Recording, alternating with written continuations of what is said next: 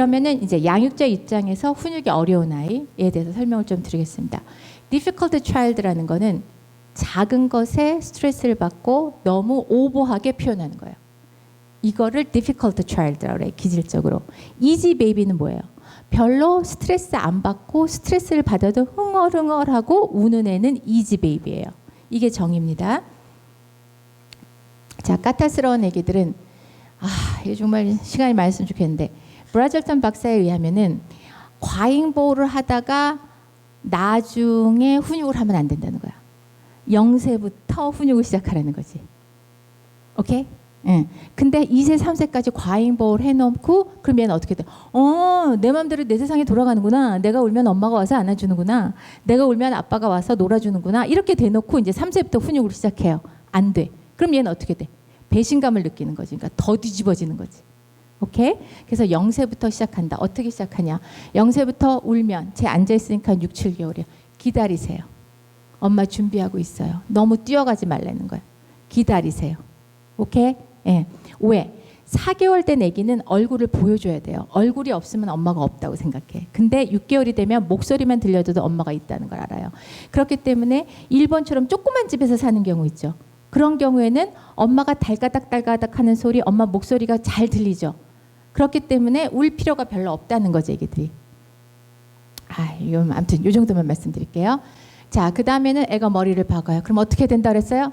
그 장소에서 벗어나야 되죠. 어머, 부엌에 냄비가 넘치네, 내 정신 좀 봐. 그래서 관심을 안 주시는 게 방법이에요. 그런데 머리를 박으면 어떻게 해요? 다가가게 되죠. 모르니까. 그래서 미리 공부하셔야 돼. 애기 없다 그러셨죠? 미리 공부하세요. 옆방으로 싹 들어가 버리면 돼요. 자, 그 다음에 단호하게 누구를 해칠 것 같아 한데 안 돼 할 땐 뭐라고 프레스하면 미안해. 미안해, 안 돼. 오케이? 너는 하고 싶은 심정 이해해. 하지만 나는 허락할 수 없어.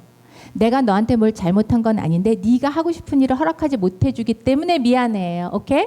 내가 잘못해서 미안해 아니에요. 단호함. 너무 뒤집어 엎을 때는 양손 잡고 안 되는 거예요. 자, 안전문을 꼭 사시면 좋겠어요. 이 집도 그렇고 이 집도 그렇고. 체력이 있어야 되는데 애가 알아요. 엄마가 체력이 안 된다는 걸. 그럼 이게 약점이 돼. 그럼 애는 더 기고만장해서 머리 위로 올라와요. 안전문을 나는 열 수 있고 애는 열 수가 없죠. 거기 좀 기다리세요. 자, 미안해요. 엄마 바빠요. 이렇게 하시는 게 훈육이야. 이게 좋은 거지. 너 왜 머리 박어? 자꾸 다가가서 엄마가 박지 말라 그랬잖아. 아빠가 박지 말라 그랬잖아. 왜 머리 박아? 왜 때려? 동생을 왜 또 때려? 이거는 아니다. 그렇게 하다 보니까 감정이 격해지니까 결국은 심하게 때리게 되고 욕까지 하게 되는 거니까 애가 때를 부릴 때는 어떻게 한다? 침묵이 더 좋은 훈육의 방법이다. 안전문 안으로 내가 들어가 버리든지 아기를 집어넣든지. 자, 훈육에서 애가 대굴대굴 구를 때 어떻게 된다 그랬어요? 다가가지 말고 멀어져라. 그 다음에 바쁜 척해라. 안전문을 적극적으로 활용하시라. 이것이 훈육의 기술입니다. 막대기를 흔들면 친구들이 다치잖아. 3세, 4세 이전 애들 무슨 말인지 못 알아들어요. 이건 발달기적 특성이에요. 애기들이 엄마가 오면은 반가워서 자기 머리를 이불에다가 박고 숨었다고 생각한다는 거 아시죠? 왜? 자기한테 자기가 안 보이니까 엄마한테도 자기가 안 보인다고 생각하는 거예요. 이게 애들이거든요. 그렇기 때문에 이런 못 알아들어요. 무슨 말인지. 간단하게. 안 돼. 거기까지. 너무 긴 설명 필요 없어요. 5세 이전의 애들인 경우에. 자, 그 다음에 언어 이해력이 지연이 되는 애들이 훈육하기가 굉장히 어려워요. 동생을 때리지 않으면 아이스크림을 줄게. 엄마 이렇게 얘기했어요. 애기 귀에 어떻게 들어와요? 동생을 때렸으니까 아이스크림 줄게. 이렇게 들어올 수 있다는 거지. 그러니까 자꾸 애기하고 오해가 엄청 많이 생기게 되는 거예요. 그래서 말을 길게 하지 말아라. 특히 언어 이해력이 떨어지는 경우에 5세 이전의 애를 데리고 강의하지 말아라. 짧게 안 돼. 기다려. 이 정도만 훈육을 해주세요. 자, 그러면 도대체 훈육은 뭐고 아동학대와 아동방임은 뭐냐? 이거는 정서적인 학대. 저희 할머니 이북 분이십니다. 저보고 맨날 그 가시네가 그랬어요. 너무 싫었어요. 근데 할머니는 그것이 욕이 아니라고 주장하셨지만 저는 너무 싫었어요. 아이가 싫어하면 하지 마세요. 이게 이제 한 조사 결과인데 말대꾸, 떼쓰기, 투정 이런 것으로 이건 진짜 학대를 해서 그 법정에 갔던 사건들을 분석한 거예요. 근데 대부분 많은 사건이 뭐예요? 얘가 내 말을 안 들었다는 거지. 자, 그다음 볼게요. 여러분 이걸 기억하세요. 훈육에도 모든 것에 정상 범위가 있어요. 그러면 저쪽 끝은 과잉보호죠. 여자분들 많이 안 계시지만 결국 학대 방임을 하거나 과잉 보고 애가 할 수 있는 거를 스스로 하게 내버려 두지 않고 막 해주는 거 있죠. 그랬을 때 이것의 두 개의 결과는 똑같다는 거예요. 성이 됐을 때 어떻게 된다? 감정 조절 능력이 떨어지는 아이가 된다. 근데 과잉 보호를 한 사람은 사랑을 줬다라고 또 착각하시는 경우가 있기 때문에. 근데 안타까운 건 뭐냐? 이것이 무엇이 과잉 보호고 무엇이 학대라는 규범을 아직 우리 사회가 구체적으로 내놓지 못하기 때문에 여러분들이 혼란이 있을 수밖에 없다는 거예요.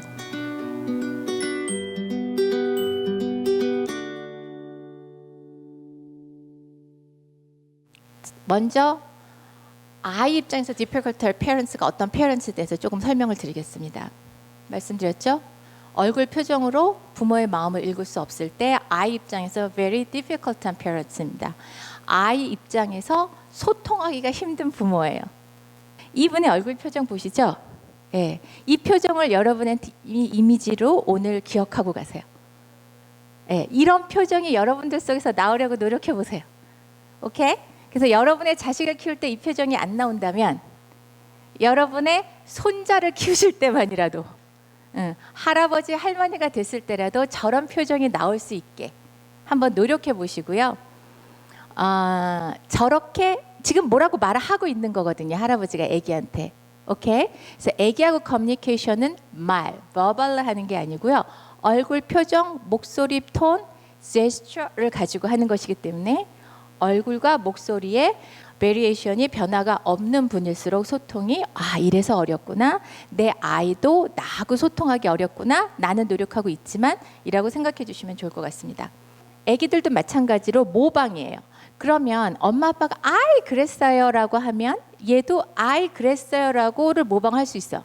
근데 집에서 아버지가 특히 경상도 대구 그래 밥 묵자 뭐 이거라며요. 뭐 세 마디라며요. 그러면 애는 어떻게 돼 있어요? 이 아이가 다른 사람하고 소통하는 것도 짧게 하겠죠. 자, 그 다음에 A 입장에서 의사소통하기 힘든 부모는 누구냐? 일관적이지 않은 양육 태도를 보이는 경우입니다. 보통 누가 그럴까요? 엄마가 그런 경우가 많습니다. 그래서 일관적이지 않은 건 뭐냐면은 과잉 보호를 하다가 갑자기 짜증을 확 내고 미안해 하고 과잉 보호하다가 짜증을 확 내고 이것이 일관적이지 않은 양육 태도입니다. 아마 아내가 아기를 낳고 신경질이 더 많아지고 특히 육아 우울증에 걸렸을 경우에 아내분들이 감정 조절이 굉장히 어려워집니다. 그러면 아이 입장에서는 어떻게 되냐면은 도대체 엄마가 언제 나를 예뻐하고 언제 화를 낼지 예측이 불허해요. 예측이 불허하면 어떻게 돼요? 항상 불안하죠. 그 다음에 아이 입장에서 어떤 부모가 힘든 부모겠어요? 욱을 하는데 너무 크게 욱하는 거지. 그래서 격렬한 분노를 가진 부모가 너무 힘들어요. 왜 격렬한 분노가 일어나냐면은 얘가 36개월인데도 어떤 느낌이 들어요? 36개월짜리가 나를 무시한다는 느낌이 드는 거예요. 무시한다는 느낌이 더 많이 자주 드는 분이 계세요. 그건 누구예요? 마음의 나이가 어린 사람일수록 애긴데도 36개월이고 5살이고 6살이고 13살이고 14살이건 간에 아이죠. 아이죠. 나는 걔보다 훨씬 나이가 많죠. 근데도 자꾸 내 자식이 나를 무시한다고 느껴지면 어떻게 느끼셔야 돼? 나는 마음의 나이가 어리구나. 그래서 무시한다고 느낄 때 분노가 일어나고 그 다음에 옳지 못한 행동이라는 느낌 들 때 욱하는 거예요. 옳지 못한 행동의 범위가 이렇게 넓은 사람은 덜 욱하겠죠. 그래서 내가 갖고 있는 옳지 못한 행동이라는 규범이 너무 좁을수록 아이 입장에서 difficult parents가 됩니다. 그 다음에 또 하나는 과거의 경험이라고 얘기해요. 내가 뭔가 상처가 있었던 거예요. 과거에. 그게 건드려졌기 때문에 격렬한 욱이 일어난다는 게 이론입니다. 오늘 여러분 제 강의를 들으시고 나가시면서도 계속 생각해 주셨으면 좋겠어요. 이 아이와 관계가 힘든 게 과연 내가 difficult parents인가? 부모로서 아이 입장에서 difficult parents인가? 아니면 내 아이가 difficult child인가? 과연 문제가 내 아이에게 있는가? 아니면 나한테 있는가? 아니면 나한테 50이 있고 내 아이에게 50이 있는가? 아이하고 갈등이 있을 때 아이 입장에서 과연 나는 이지 부모인가? difficult parents인가? 그리고 객관적으로 내 아이가 difficult child인가 easy child인가를 한번은 생각해보고 어떤 식으로 훈육할 수 있는지를 먼저 생각하시면 좋겠고요. 훈육하기 전에 더 먼저 뭐가 돼야 돼요? 아기랑 놀아줄 수 있는 부모가 돼야 되죠. 놀아주지 않아 놓고 훈육하시는 거는 절대로 안 돼요.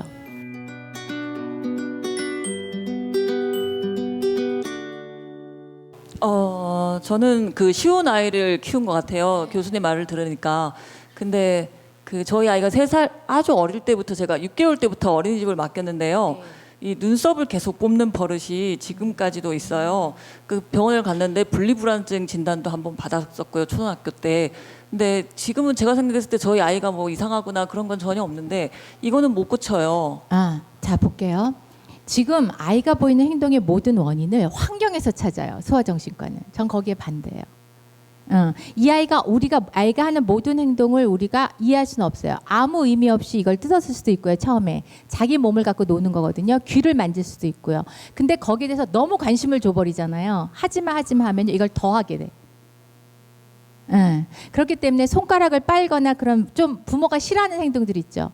했을 때 관심을 안 둬야 되는데 초보 부모가 그게 가능하지 않잖아요.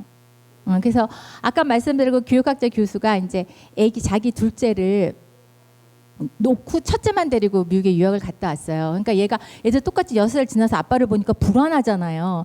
그러니까 껌뻑껌뻑 증상이 생긴 거예요. 그래서 이 교수님 되게 유능하신 분인데 이게 안 되는 거야. 근데 이거를 관심을 주고 하지마 그러면 안 된다는 걸 이미 알고 있으니까 반대로 한 거지. 거울 앞에 가가지고서는 우리 계속 누가 더 많이 깜빡거리는지 해볼까 한 거지. 해봐. 그게 애를 위협하는 게 아니라 놀이처럼. 그랬더니 이렇게 하다가 너무 힘드니까 그다음부터 없어진 거거든요. 그러니까 이제 우리처럼 많은 애를 다루는 사람은 그런 방법도 써볼 수가 있는데 초보 부모는 일단은 그게 내 눈에 거슬리는 거지. 근데 사실 그걸 한다고 해서 얘가 엄청난 건강에 위협을 얻는 건 아니거든요. 실질적으로는. 손가락 빠는 것도 마찬가지고. 예. 근데 이거는 지금도 이거를 관심을 두지 마세요. 아예 안 보이는 것처럼 해줘야 돼. 그런 문제 행동들에 대해서는. 이해하시겠어요? 예. 네네. 지적질 절대로 하시면 안 돼. 할수록 강화돼 그거는. 애기랑 요즘에 좀 이렇게 얘기를 하다 보면은 그 뭐 하면은 뭐 해줄게라는 식의 대화를 많이 하게 돼가지고 아버지가. 네, 둘째가 없을 때는 괜찮았는데 둘째가 생기면서부터 뭐 하면은 뭐 예를 들어서 뭐 깨끗하게 씻으면 마트 가자 뭐 이런 식으로 하는데 아무 문제 될 거 없어요. 네, 그건 문제 될 거 없어요. 선천적으로 남을 배려하는 기질을 타고난 애들이 있어요. 프로그램을. 그런 애들은 배려해. 근데 대부분의 애들은 매우 자기중심적이야. 그렇기 때문에 비즈니스를 하는 것이 저는 전혀 나쁘지 않은 양육 태도라고 생각하니까 불편하게 느끼실 필요가 저는 없을 것 같아요.